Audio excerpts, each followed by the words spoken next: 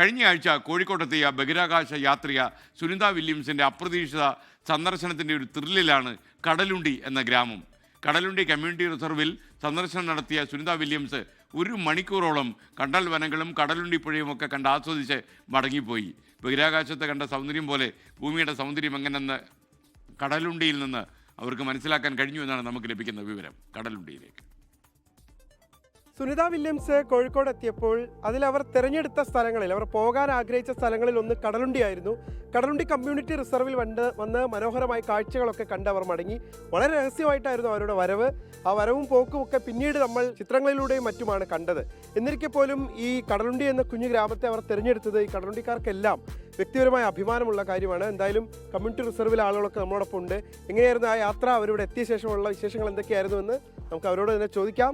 ഒരു യാത്ര പോയി ആ യാത്രയിൽ നമുക്ക് വിശദാംശങ്ങൾ ചോദിച്ച് മനസ്സിലാക്കാം.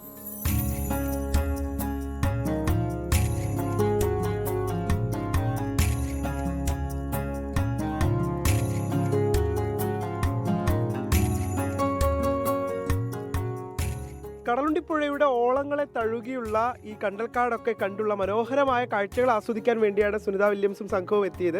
അവർ കടലുണ്ടിയിൽ എത്തിയപ്പോൾ അവർക്കൊപ്പം നിൽക്കാനും അതോടൊപ്പം തന്നെ അവർക്ക് വേണ്ട കാര്യങ്ങളൊക്കെ ചെയ്തു കൊടുക്കാനും ഭാഗ്യം ലഭിച്ച കമ്മ്യൂണിറ്റി റിസർവിൻ്റെ ചെയർമാൻ അടക്കമുള്ള ഭാരവാഹികൾ ഇപ്പോൾ നമ്മളോടൊപ്പം ഉണ്ട്. എന്തായിരുന്നു അന്നത്തെ ഒരു അനുഭവം? അതായത് നമ്മുടെ ഈ വിശ്വപ്രസിദ്ധിയായിരിക്കുന്ന ഒരു പ്രധാന അതിഥി നമ്മുടെ ഈ ആതിഥ്യം സ്വീകരിച്ചുകൊണ്ട് വരുമ്പോഴുണ്ടാകുന്ന പറഞ്ഞാൽ അറിയിക്കാത്തൊരു ആനന്ദ നിർവൃതി ഉണ്ടല്ലോ. അവരെ നേരിൽ കാണാൻ ഇങ്ങനെയൊക്കെ മനുഷ്യൻ ജന്മം എടുത്തിട്ട് ജീവിച്ചു പോകുന്ന ഒരാളുണ്ടെന്നൊക്കെ നേരിൽ കണ്ട് അറിയാനുള്ളൊരു അനുഭവം ഉണ്ടല്ലോ. അത് എല്ലാവർക്കും അങ്ങനെ ഉണ്ടായിരുന്നത്. എപ്പോഴാണ് നിങ്ങളെ അറിയിച്ചത് ഇങ്ങോട്ട് വരുന്നുണ്ട് എന്നുള്ളത്? വരുന്നൊരു തൊട്ടടുത്ത രാത്രി ഏകദേശം ഒരു 11 മണിക്കാണ് വിളിച്ചറിയിക്കുന്നത്. ഇങ്ങനെ വരുന്നുണ്ട്, തീർത്തും രഹസ്യമാണ്, മറ്റാരോടും അറിയിക്കരുത്. ഇത് സത്യത്തിൽ കടലുണ്ടിക്ക് കിട്ടിയ ഒരു അംഗീകാരമായിട്ട് കൂടി വേണം നമ്മളിതിനെ കാണാൻ. അങ്ങനെ തന്നെ വേണം മനസ്സിലാക്കാൻ. അതെ, കടലുണ്ടിക്ക് കിട്ടിയിട്ടുള്ള ഒരു അംഗീകാരം, പ്രത്യേകിച്ച് കമ്മ്യൂണിറ്റി റിസർവിന് കിട്ടിയിട്ടുള്ള അതിലും വലിയ അംഗീകാരമാണ്. കാരണം ലോക ശ്രദ്ധ പിടിച്ചു പറ്റിയിട്ടുള്ളതാണ് കമ്മ്യൂണിറ്റി റിസർവ്.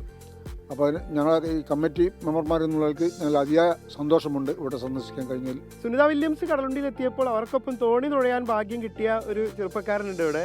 ആദർശ് എന്നാണ് പേര്. ആദർശ്, എന്തായിരുന്നു അന്നത്തെ അനുഭവം? ജീവിതത്തിൽ മറക്കാൻ പറ്റാത്തൊരു അനുഭവമാണ്. നേരിൽ കാണാൻ തന്നെ പറഞ്ഞാൽ വലിയൊരു കാര്യമാണ്. അപ്പം കൂടെ ഇരുന്ന് ഫോട്ടോ എടുക്കാൻ നല്ല സന്തോഷമുണ്ട്. അവരെന്തായാലും ചോദിച്ചോ? ഇവിടുത്തെ കടലുണ്ടിനെ കുറിച്ചുള്ള കാര്യങ്ങൾ ചോദിച്ചപ്പോൾ ദ്വീപുകൾ, പുഴകളെ കുറിച്ചൊക്കെ പറഞ്ഞു കൊടുത്തു.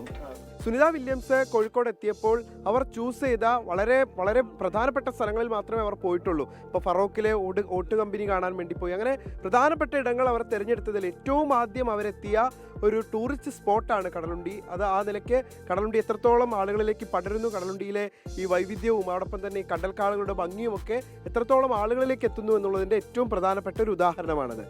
അനൂപ് എസ് നായർക്കൊപ്പം നിഖിൽ പ്രമേഷ്, 24 കോഴിക്കോട്. ലോകത്തെവിടെയായാലും ഏത് സമയത്തും 24 വാർത്തകളും ഓഗ്മെന്റഡ് റിയാലിറ്റി പാക്കേജുകളും എക്സ്പ്ലെയിനറുകളും വിശദമായി കാണാൻ ഞങ്ങളുടെ യൂട്യൂബ് ചാനൽ നിങ്ങൾക്ക് സബ്സ്ക്രൈബ് ചെയ്യാം.